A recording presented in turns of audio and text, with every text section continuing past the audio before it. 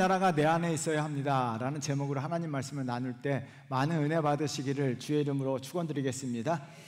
작가 공지영 씨가 어느 책을 통해 안다는 것과 깨닫는 것의 차이를 명확하게 설명한 것을 읽은 적이 있다라고 이야기합니다. 그것은 다음과 같습니다. 우리 한번 같이 읽어볼까요? 안다는 것과 깨닫는 것의 차이가 무엇인지 아십니까? 안다는 것은 우리를 아프게 하지 않아요. 그러나 깨달음은 아픕니다. 당신이 어떤 사실을 알았는데 아프다면 당신은 깨달은 거예요.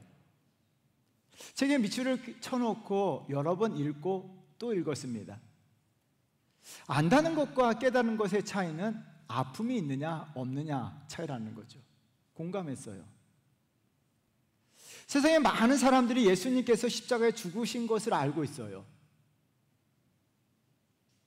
교회 안 다니는 친구들이 저에게 얘기하죠. 예수가 십자가에서 죽었어. 그런데 어떻게 합니까? 아무런 아픔도 슬픔도 또한 아무런 감정도 없이 이야기를 합니다. 예수님께서 십자가에 죽은 사실을 알고 있어요. 그러나 예수님의 사랑, 하나님의 은혜를 깨달은 그리스도인들은 예수님 십자가,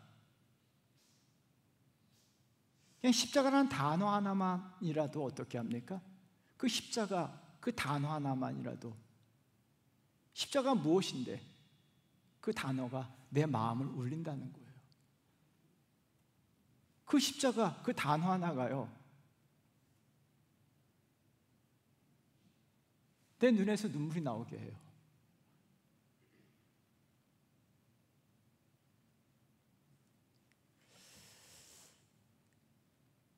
때로는 성경 읽으면서 예수 그리스도께서 십자가에 죽으셨다는 것을 보면 가슴이 찢어지는 고통을 느껴요. 그래서 성경을 읽다가 혼자 울은 적도 참 많아요. 왜요? 예수님의 고통, 예수님의 아픔이 내 심장 속에 파고 들어와서 그 아픔이 그대로 전해지기 때문이죠.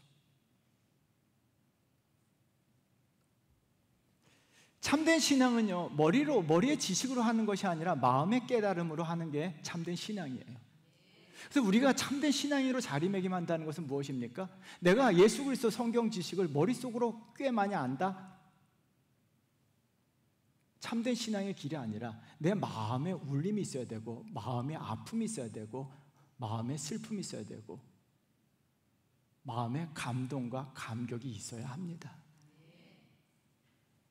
천국 하나님의 나라에 대해서도 마찬가지입니다. 바리새인들은 천국 하나님에 대해서 알고 있었지만 깨닫지는 못했습니다. 20절 말씀 우리 한번 다 같이 읽어볼까요? 바리새인들이 하나님 나라가 어느 때에 임하나이까 묻거늘 예수께서 대답하여 이르시되 하나님 나라는 볼 수 있게 임하는 것이 아니요. 바리새인들이 예수님께 질문하죠. 하나님 나라가 어느 때에 임하나이까? 라고 질문합니다. 바리새인들도 천국에 대해서, 하나님 나라에 대해서 어느 정도 알고 있기 때문에 질문하는 거예요. 알지 못하면요, 질문조차 하지 못합니다. 그들이 천국에 대한 개념, 하나님 나라 개념은 죽어서 가는 곳, 말세, 종말론적 개념이에요. 예수님은 하나님 나라에 대해서 이미 예수님께서 제자들과 무리들에게, 많은 사람들에게 하나님 나라의 현재성에 대해서 가르쳐 주셨어요. 누가복음 11장 20절에요 이렇게 말씀하십니다. 우리 한번 같이 읽어보겠습니다. 그러나 내가 만일 하나님의 손을 힘입어 귀신을 쫓아내면 하나님 나라가 이미 너희에게 임하였느니라. 하나님 나라가 이미 너희에게 임하였다라고 이야기합니다. 하나님 나라 현재성에 대해서 언급하고 계시는 거예요. 여러분, 하나님 나라가 현재 임하였다는 거예요. 그러나 그들은요, 하나님 나라를 깨닫지 못했기 때문에 하나님 나라가 그 안에 없는 겁니다. 하나님 나라 삶을 살지 못하고 있는 건데요, 오늘 본문에서 예수님은 다시 한번 하나님 나라의 현재성에 대해서 말씀하고 계세요. 읽어볼까요? 21절입니다. 우리 한번 같이 읽겠습니다. 또 여기 있다 저기 있다고도 못하리니 나라는 너희 안에 있느니라. 하나님 나라는 너희 안에 있다라고 이야기했을 때 영어 성경은요, 안에라고 하는 단어를 두 가지 전치사로 번역합니다. in, 너희 안에, 내 안에. 또한 among, 너희들 가운데. 하나님 나라가 이미 사람들 안에, 사람들 가운데 임하였다는 거예요. 그러나 바리새인들은요, 그들 안에, 그 안에 하나님 나라가 없는 겁니다. 왜요? 왜 하나님 나라가 없을까요? 하나님 나라 복음을 받아들이지 못했기 때문이에요. 예수님께서 이미 선포하셨어요. 누가복음 16장 16절이에요. 우리 한번 나같이 읽어보도록 하겠습니다. 율법과 선지자는 요한의 때까지요, 그 후부터는 하나님 나라의 복음이 전파되어 사람마다 그리로 침입하느니라. 하나님 나라 복음이 전파되어 그리로 침입한다라고 이야기합니다. 그리는 사람들 마음이에요. 예수 그리스도의 복음, 십자가의 복음, 예수 그리스도의 말씀, 하나님 말씀을 우리가 받아들이게 되면 하나님 나라가 내 안으로 침입하게 됩니다. 하나님 나라가 내 안에 있게 됩니다. 그래서 여러분, 저와 여러분들은요, 예수 그리스도의 복음을 내 안에 받아들이셔야 돼요. 하나님 나라 복음을 내 안에 받아들이게 되면 하나님 나라가 내 안에 있게 됩니다. 우리는 하나님 나라의 삶을 사셔야 돼요. 하나님 나라는요, 죽어서 가는 미래형이 아니라 현재성이에요. 현재 하나님 나라가 이미 임하였다는 거예요. 어디? 저와 여러분들 안에요. 우리가 반드시 내 안에 하나님 나라가 임하셔야 될 줄 믿습니다. 오늘 본문을 통해서 예수님께서요, 하나님 나라가 왜 중요한가, 현재 하나님 나라 삶을 사는 것이 무엇인가를 가르쳐주고 계세요. 두 가지입니다. 하나는요, 하나님 나라의 삶은 하나님의 통치를 받는 삶입니다. 하나님 나라가 반드시 임하셔야 돼요. 전성태의 단편 존재의 숲이라고 하는 책을 읽다가 혼자 웃었습니다. 이 책에 보니까 엿골댁이 등장해요. 엿골댁이 동네 사람들이 이 엿골댁을 뻥쟁이 할머니다라고 불러요. 그 이유가 있습니다. 그 이유는 다음과 같아요. 우리 한번 나같이 읽어보도록 할까요?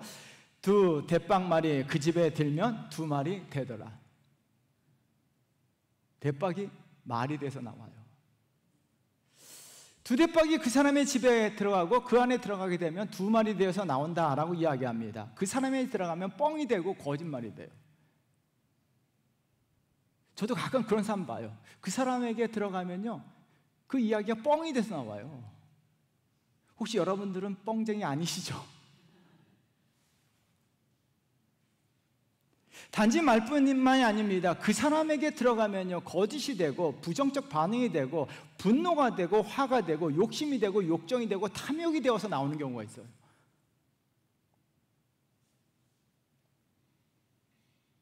참 신기합니다. 똑같은 말이 그 사람 안에 들어가면 분노가 돼서 나오고 화가 돼서 나오고 거짓이 돼서 나오고 뻥이 돼서 나와요. 왜 그럴까요? 성경은 그 이유에 대해서 단호하게 말씀하고 계세요. 어둠에 거하기 때문이다라고 이야기해요. 여러분, 요한 1서 1장 6절 말씀 우리 한번 나같이 읽어볼까요? 만일 우리가 하나님과 사귐이 있다 하고 어둠에 행하면 거짓말을 하고 진리를 행하지 아니함이거니와. 어둠에 행하면 거짓말을 하고 진리를 행하지 아니한다라고 이야기합니다. 여러분, 성경은요, 분명하게 구분하고 있습니다. 어둠과 빛, 빛과 어둠, 하나님 나라와 어둠의 나라. 골로새서 1장 13절 말씀인데요, 우리 한번 나같이 읽어보도록 하겠습니다. 그가 우리를 흑암의 권세에서 건져내사 그의 사랑의 아들의 나라로 옮기셨으니. 골로새서 1장 13절은 굉장히 중요합니다. 흑암의 권세와 그의 사랑의 아들의 나라로 하나님은 구분하셨습니다. 흑암의 권세, 어둠의 세력 아래 있게 되면요, 사단의 통치, 어둠의 통치를 받게 돼요. 내가 과연 어둠의 통치를 받고 있는가? 아니면 하나님 나라 통치를 받고 있는가? 갈라디아서 5장 19절에 보면요, 사도 바울은 어둠의 세력의 통치를 받고 있는 삶에 대해서 적나라하게 고발하고 있어요. 5장 19절부터 21절까지 우리 한번 나같이 읽어보도록 하겠습니다.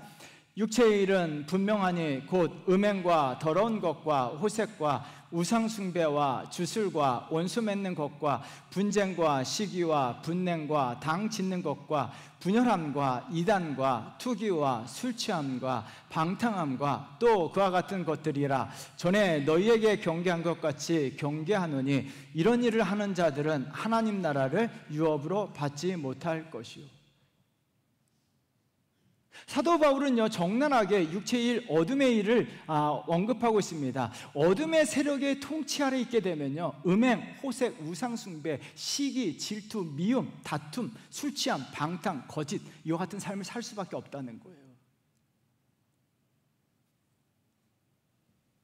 반면에 그의 사랑의 아들의 나라, 하나님 나라로 옮겨진 백성들, 하나님 나라 살고 있는 백성들은요, 어둠의 세력의 통치를 받지 아니하고 하나님의 통치를 받게 됩니다. 하나님의 통치를 받게 됩니다. 저와 여러분들은 하나님 나라가 내 안에 임하게 되면요, 우리는 그때부터 어둠 세력의 통치를 받는 것이 아니라 하나님의 통치를 받게 돼요. 저와 여러분들은요, 하나님의 통치를 받으시는 백성 되어야 될 줄 믿습니다. 그래서 주님은요, 바리새인들이 하나님에 대해 때에 대해서 이야기했을 때 하나님 나라 실체에 대해서 이야기하세요. 20절 말씀 다시 한번 읽어볼까요? 읽겠습니다. 바리새인들은 하나님 나라가 어느 때에 임하나이까 묻거늘 예수께서 대답하여 이르시되 하나님 나라는 볼 수 있게 임하는 것이 아니요. 예수님께서 하나님 나라 실체, 본질에 대해서 말씀하고 계세요. 하나님 나라는 볼 수 있게 임하는 것이 아니라는 거예요. 왜요? 하나님의 다스리심과 하나님의 통치하심이 하나님 나라이기 때문이에요. 하나님의 나라가 임하게 되면 하나님의 다스리심과 하나님의 통치를 받게 된다는 거예요. 그렇다면 하나님의 통치를 받는다는 것은 과연 무엇일까요? 제가 미국 달라스 신학교를 가게 된 이유는 하워드 핸드릭스 그분 때문이에요. 이분은 세계적인 석학이죠.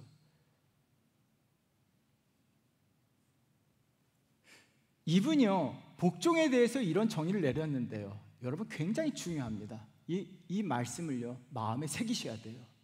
우리 한번 같이 읽어볼까요? 읽겠습니다.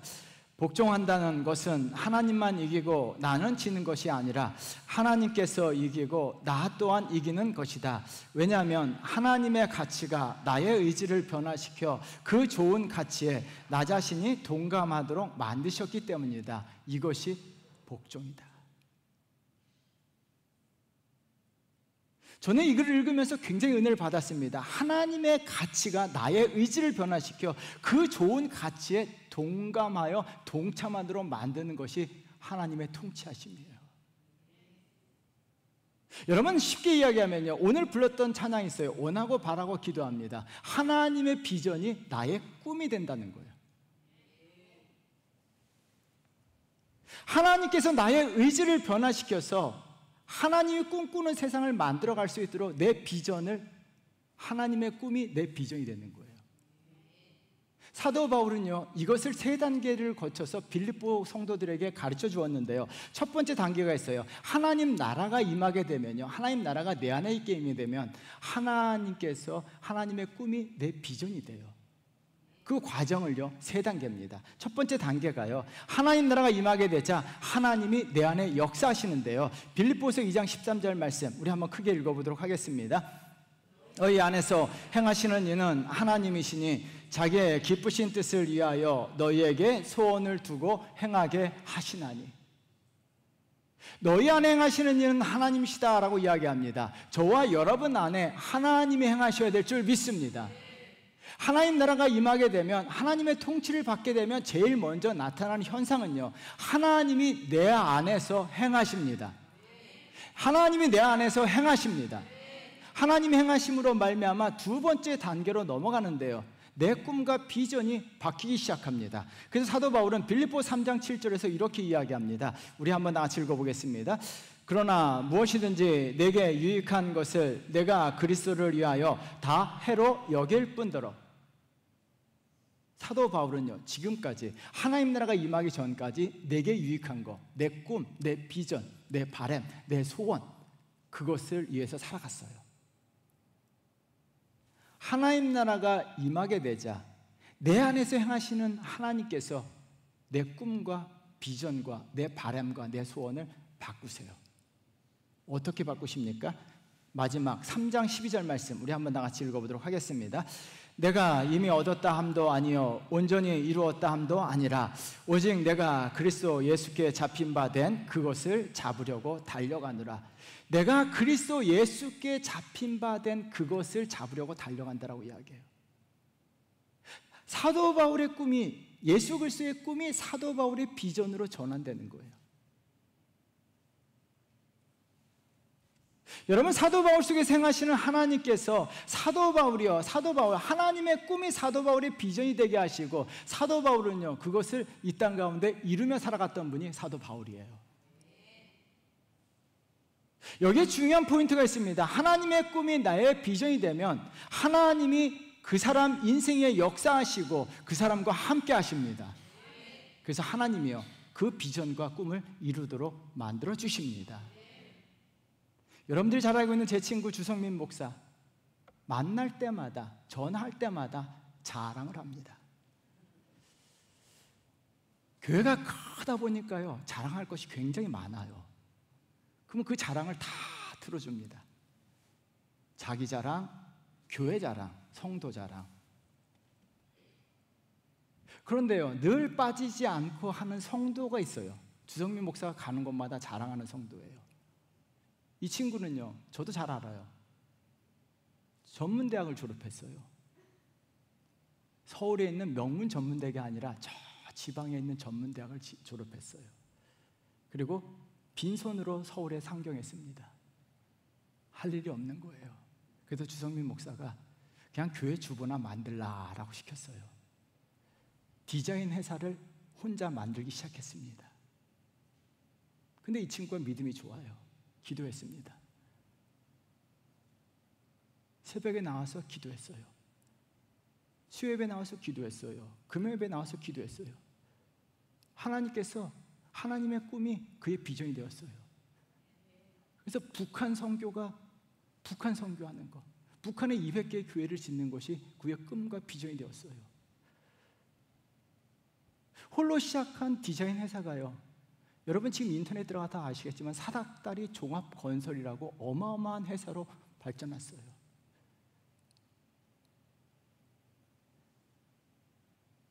하나님의 꿈이 이 친구의 비전이 되었어요.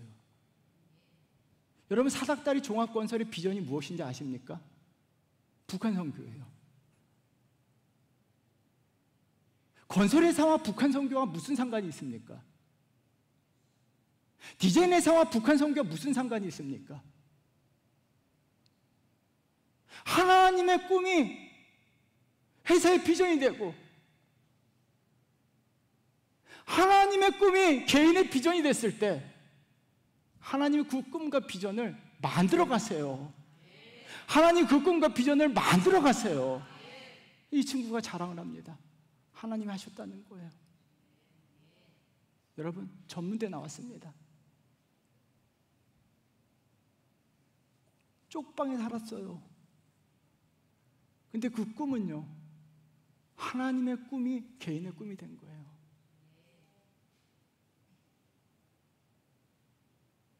하나님 나라가 그 안에 임하게 되자, 하나님 나라가 그 안에 임하게 되자 역사가 일어나기 시작하는 거예요.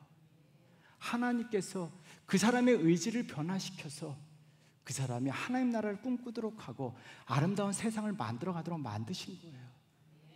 사랑하는 성도 여러분, 그래서 반드시요 저와 여러분들이 하나님 나라가 임하게 되면요 우리에게 하나님이 우리 안에서 행하시기 시작하십니다. 그래서 우리의 꿈과 비전을요 하나님의 꿈과 일치시켜요. 그러면요 그때 하나님이 일하시기 시작하시고요 하나님이 역사하시고요 하나님이 반드시 그 꿈을 이루어 주십니다. 여러분 이 사실을 믿으십니까? 그래서 하나님 나라가 내 안에 임하시기를 간절히 사모하시면 하나님이 행하십니다. 하나님이 일하십니다. 하나님이 저와 여러분들을요 이 땅에 우뚝 세워주십니다. 그래서 하나님의 꿈이 저와 여러분들의 비전이 되시기를 주의 이름으로 축원드립니다. 다른 하나는요 하나님의 나라의 삶을 살면 긍정적 변화가 일어나기 시작합니다. 작가 공지영 씨가 자신의 인생이 완전히 망가졌다고 생각했어요. 망가졌어요. 너무나 힘든 거예요. 우울증과 조울증과 살아갈 희망이 없는 거예요. 근데 어떤 분이요 이런 한마디를 전해줬다라고 이야기해요. 우리 한번 다 같이 읽어볼까요? 그래서라 하지 말고 그럼에도 불고라 하고 라고. 그래서란 단어를 그럼에도 불구하고로 바꾸라는 거예요. 그래서 사람들이 막 악플을 달아요. 그래서 너무나 불행한 거예요. 너무나 우울한 거예요. 그래서 자신 인생이 너무나 불행하고 불쌍한 거예요. 그래서를 그럼에도 불구하고로 바꾸게 됩니다. 사람들이 악플을 답니다. 그럼에도 불구하고로 바꿔보니까 나를 좋아하는 사람들이 주변에 있는 거예요. 사람들이 나를 미워하는데 그럼에도 불구하고 나를 사랑하는 사람이 있고요. 나를 아끼는 사람들이 있다는 거예요. 그래서 어떻게 합니까? 그 불행했던 순간이 순간적으로 행복으로 바뀌게 되었다는 거예요. 그래서 만나는 사람에게 많은 불행했던 불평불만이 많은 친구들이 찾아와서 이야기할 때마다 그럼에도 불구하고를 가르쳐 주었다는 거예요. 그래서 한 후배가 이렇게 전화 와서 이런 말을 했다는 거예요. 우리 한번 나같이 읽어볼까요? 신기했어. 상황은 하나도 바뀌지 않았는데 모든 것이 바뀌었다. 그래서 저도요, 책을 읽다가 책을 덮어놓고 바꿔봤습니다. 교회가 작습니다. 그래서 어떻습니까? 근데 그럼에도 불구하고 바꿔보니까 교회는 작아요. 그럼에도 불구하고 이 큰 성전을 건축했습니다. 성도들이 많지 않아요. 그래서 주눅 드는 것이 아니라 그럼에도 불구하고 우리 교회 참 좋은 성도들이 많습니다. 그러다 보니까요, 그럼에도 불구하고 바꿔버리니까 제 인생 괜찮더라고요. 참 성공한 목사입니다. 안 믿으신 분이 가끔 있어요. 여러분, 오늘 가서 그래서를 그럼에도 불구하고 바꿔보십시오. 그러면 놀라운 일들이 일어납니다. 그럼에도 불구하고 바꿔보시면요, 여러분도 괜찮은 사람입니다. 여러분들도 행복한 사람입니다. 여러분들도 정말 성공한 사람입니다.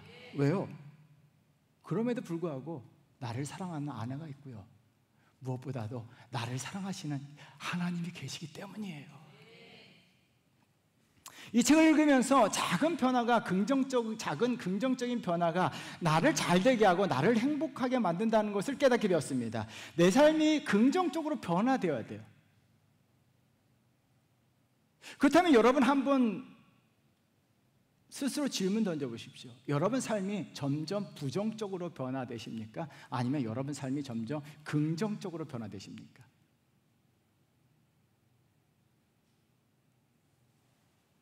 하나님 나라가 내 안에 있어야 하는 이유가 바로 여기 있습니다. 하나님 나라는요, 내 안에서 나를 긍정적으로 변화시켜 줍니다.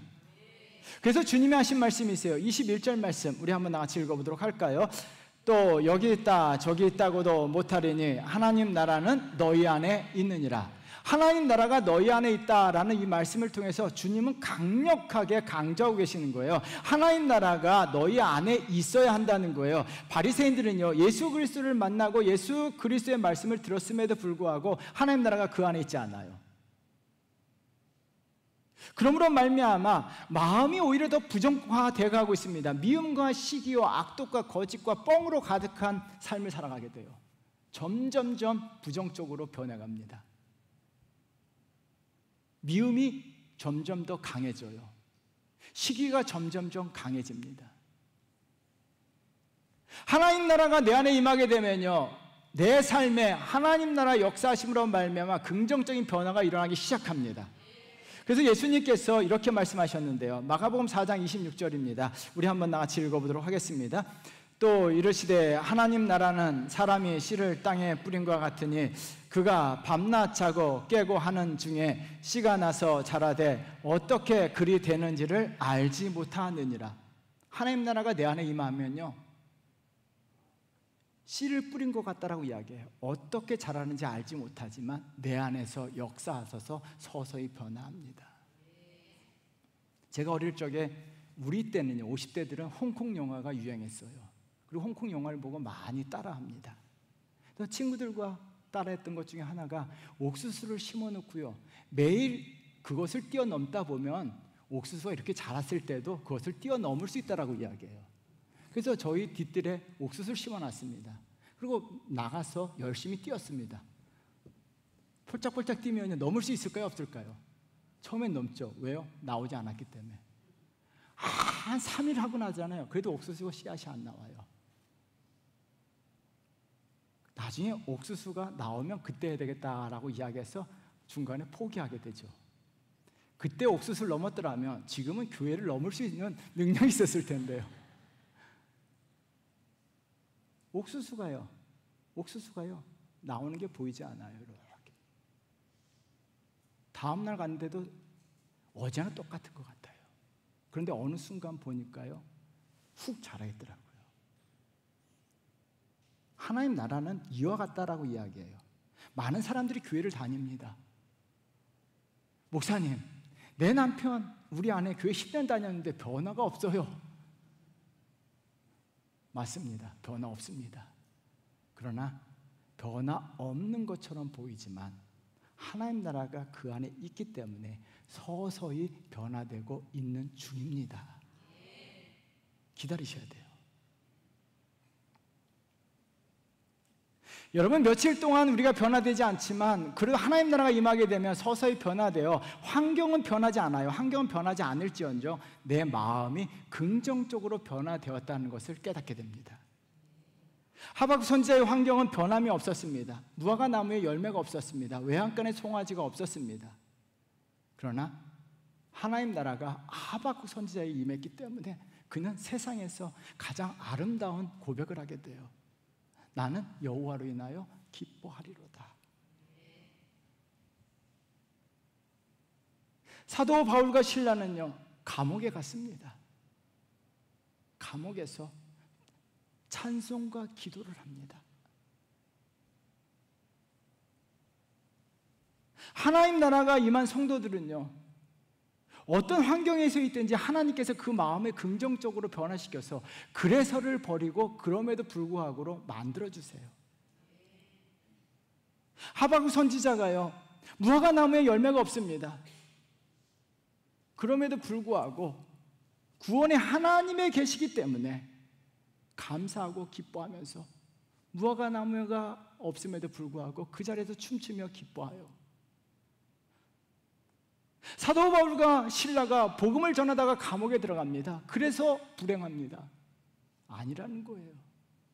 감옥에 들어갔음에도 불구하고 그럼에도 불구하고 나와 함께 계시는 예수 그리스도로 말미암아 찬송하고 기도할 수 있게 된 거예요. 하나님이요 하나님 나라가 임하면요 그래서를 버리게 하시고 그럼에도 불구하고를 만들어주세요. 그래서 어떤 환경에 있든지 내 환경은 변하지 않아도요 내 환경은 변하지 않을 수도 있습니다. 10년 동안 내 환경은 그대로 지속될 수 있습니다. 그러나요 하나님 나라가 내 안에 임하게 되면요 내 마음이 긍정적 마인드로 바뀌게 됩니다. 그럼에도 불구하고 내 안에 계시고 나를 위해서 일하시고 나와 함께 계신 예수 그리스도로 말미암아 기뻐하며 감사하며 살아가는 멋진 신앙이 됩니다. 여러분 누가 행복할까요? 많은 것을 가졌음에도 불구하고 그래서를 찾으며 살아가는 사람과 하박국 선지자처럼 아무것도 없어도 그럼에도 불구하고 하나님으로 인하여 기뻐하며 감사하며 살아간다면 여러분 그것이 행복이고 그것이 축복인 줄 믿습니다. 무엇보다도요 하나님 나라가 내 안에 임하게 되면요 예수 그리스도의 성품이 내 인격이 됩니다.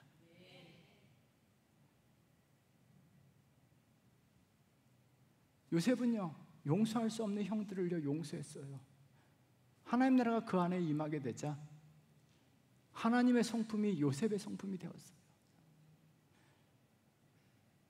우리 그리스도인들 죄송합니다. 저도 비롯해서 우리 그리스도인들이요 하나님의 성품이 우리의 인격이 되어야 합니다. 세상에서 하나님의 성품이 우리의 인격이 되어야 합니다. 많은 사람들이요 이것을 놓치고 살아가요. 여러분 아브라함, 모세, 다윗, 사도 바울, 베드로 예수님의 성품이 그의 인격이 되었어요. 용서하게 되고 배려하게 되고 나누게 되고 사랑하게 되고 오래 참게 되고 온유하게 되었어요. 왜요? 하나님 나라가 그 안에 임하게 되자 예수님의 성품이 그들의 인격이 됐던 거예요. 사랑하는 성도 여러분, 오늘 이 시간 저와 여러분들 복음으로 말미암아 하나님 나라가 임하시기 주의 이름으로 축원드립니다. 하나님 나라가 임하게 되면요, 서서히 변화돼요. 그래서요, 내가 긍정적으로 변화될 뿐만 아니라 내 성품이, 하나님의 성품이 내 인격이 되는 놀라운 역사가 일어날 줄 믿습니다. 하나님 나라와 여러분들이, 저와 여러분들에게 다시 한번 임하기를 주의 이름으로 축원드리겠습니다. 그러면 하나님의 가치가 내 안에서 나의 가치를 변화시켜서 하나님의 꿈이 내 꿈이 되도록 만들어주세요. 그 순간 하나님이 역사하십니다. 하나님이 일하십니다. 하나님이 반드시 도와주십니다. 그러므로 여러분, 여러분의 꿈이, 하나님의 꿈이 여러분의 비전이 되고 하나님의 꿈이 여러분들의 꿈이 되어야 될 줄 믿습니다. 반드시요, 하나님이 일하세요. 하나님이 도와주세요. 하나님의 꿈이 여러분들의 꿈이 되지 않는다면 기도해 보십시오. 그러면 하나님께서 하나님 나라를 여러분 안에 임하셔서 여러분의 꿈을 바꿔주세요. 그리고 그 꿈을 하나님이 이루십니다. 또한요, 하나님의 나라가 내 안에 임하게 되면요, 내 입에서 그럼에도 불구하고 나오게 만드세요. 그리고요, 예수님의 성품이 내 인격이 되도록 역사하십니다. 저와 여러분들 하나님 나라 백성으로서 하나님 나라를 살아가는 성도 되시기를 주의 이름으로 축원드립니다. 우리 찬양하겠습니다.